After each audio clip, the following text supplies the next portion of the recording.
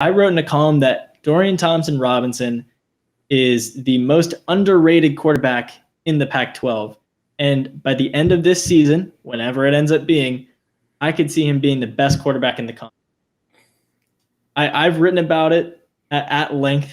There's my take. Jack, give me yours. What do you think of Dorian Thompson-Robinson and his place in the Pac-12? He will be lucky to be in the top half of the Pac-12 this next year. You're telling me a guy that started his last season with an 8-26 performance against Cincinnati, a non-Power 5 school, a very good defensive school, and I'm in love with Coach Fickell, but 8-26, 2 interception fumbles against Cincinnati, and you think he's going to be top of the Pac-12. This dude, unfortunately, will not be drafted. He could make a step up, especially if he gains a little bit of consistency. But he wasn't even 60% passing last year. I don't understand how you're going to be out at Jaden Daniels, whoever's coming through at Oregon now, any guy at Washington State where you know they like to run the air raid, although Mike Leach is gone now. I don't see how he passes any of those guys. And that's the top tier. Even the tier under that, where Slovis is at, I don't see DTR at that level. What do you see in him, Sam? What's really popping out that makes you think he could be the top guy? I think it's been the thing with Dorian since day one.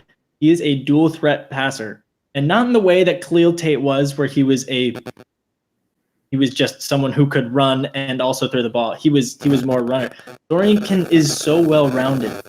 I don't see how people don't see it. Yeah, his game has flaws. It has had flaws before.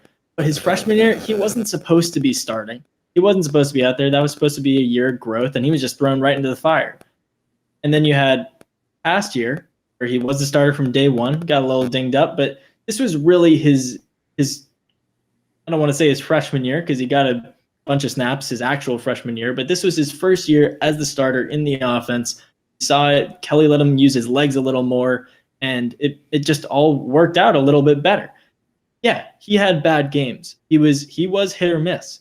But you look at the work he's been putting in the offseason. You look at his personality, his role in the locker room.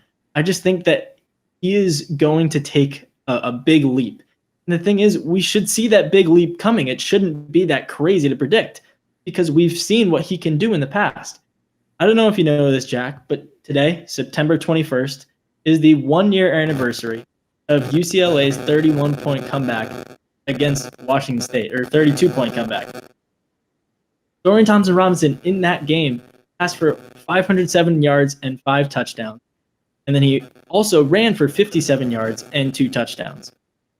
This guy put up 7 touchdowns and led one of the greatest college football comebacks in history. On the road, Pac-12 after dark, it was instantly iconic. And then even after that, he had over 450 total yards against USC. It was an all-right defense. Cal, at the end of the year, not a great all-around game, but he still passed for almost 280 yards. See these flashes with him that he really just needs to work on the consistency and turnovers. And when you hit that junior year, that's when I expect that to happen. So I really see him breaking through and being more consistent across the board and still having those highest highs that he's had in the past. But then also, you look at the Pac-12 quarterbacks, I mean, Anthony Gordon's gone. Montez is gone. You got Slovis coming back. It was great, but you ever heard of a sophomore slump? I mean, you never know. Slovis was great, and he's much more of a pocket passer, not the dual threat that Dorian is. Jaden Daniels, same thing with him. We saw what happened with Khalil Tate at Arizona. Maybe these guys might get figured out. We don't know. So to say that, he wasn't as good as these people last year, therefore he won't be as good this year, is short-sighted. And the Pac-12 quarterbacks, it's almost an entirely new slate outside of DTR, Garbers at Cal, Daniels, and Slovis. So between those 4 who are experienced and coming in, ready to kind of take that next step, I think Dorian is the one who can put himself above the rest. But we knew after his freshman year that what he needed to work on was his consistency and turnovers, and that didn't materialize last year. And we can say the same thing after this year. We could say the same thing if he stays for a 4th year. It's his turnovers, it's consistency. Yes, he had a great game against Washington State. Yes, he's had a couple great games against USC even. That's awesome. But you have to be able to perform week to week. I mean, we saw Frank Wright lead one of the greatest NFL comebacks of all time. but he was a backup quarterback. He wasn't consistent. He wasn't Jim Kelly. Dorian Thompson-Robinson has that big play ability. But if he doesn't work on any consistency, if he doesn't work on passing to the guys in the UCLA colors instead of the other team, because I don't know if you remember that first part of that Washington State game, Sam, but DTR didn't do quite as well. It was really after the second quarter, the second half especially, where he started turning it on.